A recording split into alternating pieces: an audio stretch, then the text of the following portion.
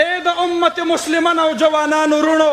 کو تاسو د خپلو میندو پی حلالول غواړئ چې په کوم ځای کې د ختم نبوت چغه اورئ لبیک ورته وایئ دکان بندول راځي دکان بندوئ کاروبار پرېښودل راځي کاروبار پرېږدوئ مسلمان نوجوان کو د خپلې مور شیدو پی حلالول غواړي په ختم نبوت باندې به قربانۍ ته تیاریږي مونږ او تاسو به تیار یو انشاءالله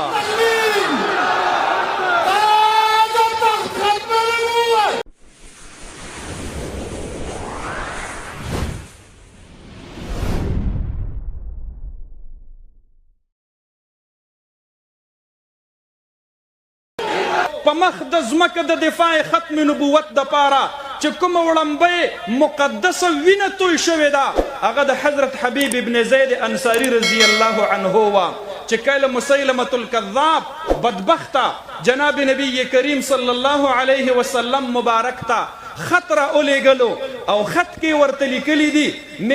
من مسیلمة رسول الله الى محمد رسول الله صلی الله علیه وسلم العیاذ بالله ځان ته د الله د پیغمبر نسبت وکړو او په خط کې ولیکل زم پیغمبر ما او نبی علیه الصلاة والسلام هم پیغمبر دی او بیا ولیکل اما بعد ان الارض قسمها الله بیني وبینک دا ځمکه الله زما او ستا ترمنځ تقسیم کړې ده نصفها لی و نصفها لک نیمه ځمکه به زما وي زما حکومت به پې او نیمه ځمکه به ستا وي او ستا حکومت به پې او د هغې نه وروستو یې خط رابند کو قاصدانو سفیرانو له ورکو چې کله سفیران راغلل جناب نبی کریم صلی الله علیه وسلم صحابه سره تشریف فرما دی خط ورته میلاو شو خط یې چې کله وکتلو جناب نبی کریم صلی الله علیه وسلم مبارک جواب ور ولیکلو من محمد رسول الله الى مسیلمة الکذاب دا خط دا د دواړو جهانو د سردار مبارک د طرف نه دی خو مسیلمة الکذاب طرف ته دی وروسته یې ورسره ولیکل سلام علی من اتبع الهدى اما بعد ان الارض لله یورثها من یشاء من عباده والعاقبة للمتقین مسیلمه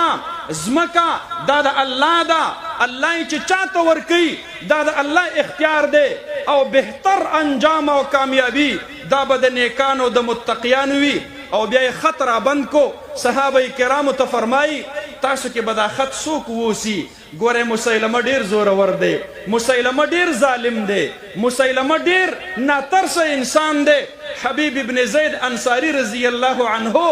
دا د ام عماره زوی دی النسیبه المازنیه هغه زنانه چې د جناب نبی کریم صلی الله علیه وسلم مبارک سره په بیعت کې شریکه شوې وه هغه وخت کې حبیب ابن زید انصاری رضی الله عنه کم عمره و جهاد کې نه و شریک شوی د کم عمرې د وجې نه زړه کې لویه تمنا پرته وه ای کاش چې زه زلمی شولې او ما د دې ټولو جهادونو کفاره را وګرځولې خو دی ډېر زیات غریب و او د غربت د وجې نه به یې په سر باندې ټوکرۍ ګرځول او د مدینې په کوڅو کې به یې کجورې خرڅولې چې کله د دواړو جهانو د سردار مبارک د خولې مبارکې نه یې واورېدل زما دا خط به څوک ورسوي مسیلمه زورور ته پاڅېدو او وی ویل انا یا رسول الله صلی الله علیه وسلم دې درمیان کې د کجوره خوړله د کجورې څه اجزا د ده د خولې نه راووتل او په محفل کې خواره شول صحابه ورته وفرمایل تمهل یا حبیب ای حبیب ابن زیده لږ آرام سره لږ په قلاره باندې کجوره به دې تیره کړې و نو جواب به دې ورکړی و دی ورته وایي په دې یریدم هسې نه چې د دواړو جهانو د سردار مبارک نه د کوم جنت آفر شوی دی زما نه علاوه یو بل امتي پانسي زما نه بل څوک مخکې نشي چې د هغې جنت مستحق شي جناب نبی کریم صلی الله علیه وسلم مبارک ورته خط ورکوي زما محترم ورونو اسد الغابه لابن الاثیر کتاب هغې کې دا واقعه چې څوک را نقل کوي فرمایي دی د دې جسم نه ډېر کمزوری و او ډېر ټپ ټپ و د غربت هغې سختو هواګانو توندو تیزو هواګانو وهلی و ډېر کمزوری و جناب نبی کریم صلی الله علیه وسلم مبارک ورله توره ورکوي زغره ورته ورکوي سورلي ورته ورکوي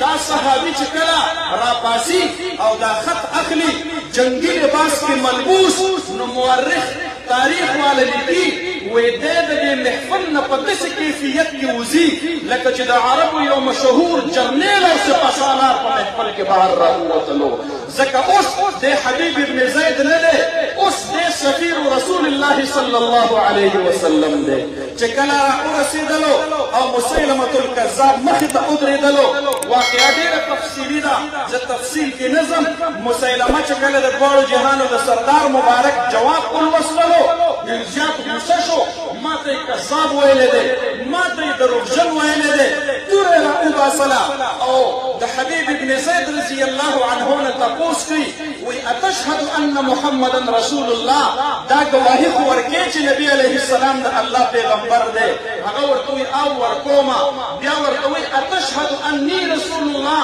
دا ګواهي هم ورکې چې زه د الله پیغمبر یم هغه وایي غوږونه مې کاڼه دي ستا خبره راباندې نه لګي د رحمت للعالمین غوندې کامل او مکمل هستۍ نه وروستو تا غوندې فضول انسان د نبوت دعوه کوي دا خبره مې په غوږونو باندې نه لګي هغه ورته ګزار را پرېږدي لاس ترېنه کټ کوي د وینو دارې ترېنه شروع کېږي بیا ورته وایي زما نبوت منې حبیب ابن زید رضی الله عنه انکار کوي بل لاس ترېنه کټ کوي درېیمه پیره ورته وایي سزا دې سخته را روانه ده هغه ورته وایي ما هر څه د مدینې په جانان باندې قربان کړي دي او درېیم ګزار سره د هغه سر د تنې نه جدا کېږي حبیب ابن زید رضی الله عنه لاندې رارتاویږي دلته د دواړو جهانو سردار مبارک ته اطلاع ملاویږي نبی مهربان د خپل ختم نبوت په محافظینو ډېر خفه کېږي محفل کې د صحابو د وړاندې فرمایي قتل حبیبي زما حبیبي شهید کو خپل ځان ته نسبت کوي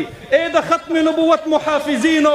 ای د ختم نبوت مجاهدینو ستاسو نسبت ډېر زیات عالی دی د دواړو جهانو سردار مبارک د ختم نبوت د محافظ نسبت خپل ځان ته فرمایلی دی فرمایي قتل حبیبي چې کله د حبیب ابن زید ټوکړې ټوکړې وجود مدینې طیبې ته رارسیږي مور یې ام عماره هغه مخې له راوځي خلق په دې انتظار دي دا به اوس جاړي هغه جاړي نه راځي او د خپل بچي په لاش باندې ودرېږي دا د ختم نبوت اولنی شهید دی دا وړمبنۍ پاکه وینه ده چې د ګلشن ختم نبوت د سیرابۍ او د آبیارۍ دپاره الله په عرش باندې قبوله کړې ده ام عماره وایي لذلک اليوم ارزعته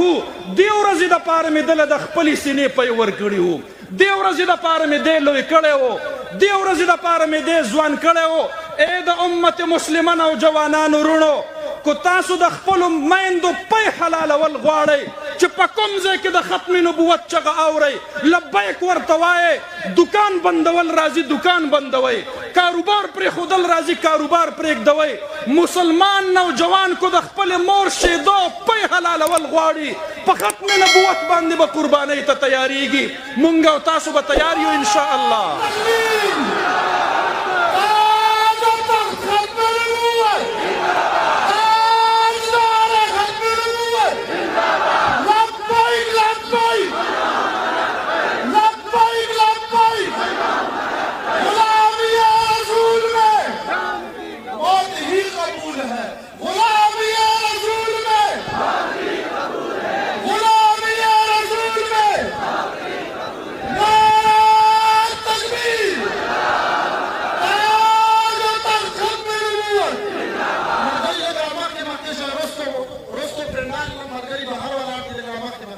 نبی کی عزت و حرمت پہ مرنا عین ایمان ہے نبی کی عزت و حرمت پہ مرنا عین ایمان ہے سر مقتل بھی اس کا ذکر کرنا عین ایمان ہے ڈراتا ہے مجھے دار و رسن سے کیا اے ناداں نبی کی عشق میں سولی پہ چڑھنا عین ایمان ہے دا زمونگا استاسو عقیدہ دا نماز اچھی